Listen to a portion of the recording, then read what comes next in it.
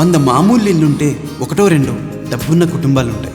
ఆ ఇంటితో తెలియని ఏదో ఎమోషన్కి కనెక్ట్ అవుతూ ఉంటారు. ఇది ప్రతి ఊర్లోనూ ప్రతి కుర్రాడి జీవితంలోనూ జరుగుతూ ఉంటుంది.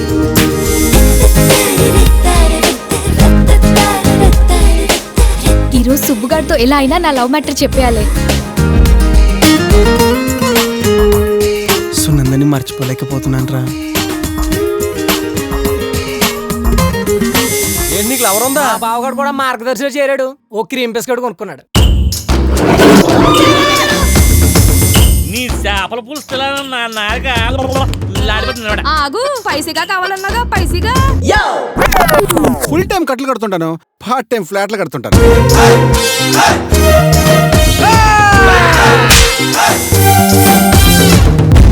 నేను క్షమించిన విషయాలు రెండు రే. ఒకటి, నా చెరువులో చేప జోలికి వచ్చిన. 2, నా ఇంట్లో పాప జోలికి వచ్చిన. మనిషిగా పుట్టినందుకు అవసరమైతే ప్రపంచంతోనే పోరాడాలి. ఈ ప్రపంచంలో ఎవరి సిగ్నేచర్ వాడికి ఉండాలి రాజా. ఎక్కడ అవమానం జరిగిందో అక్కడే అభిమానం సంపాదించుకుంటాను.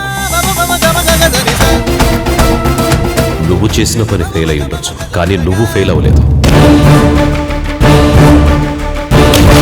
ఇది ఎట్టి పరిస్థితుల్లో మృత్యుంజయ నాయుడికి తెలియకూడదు. మరి ఫార్మేట్ ఆడుతూనే పోవాలరా.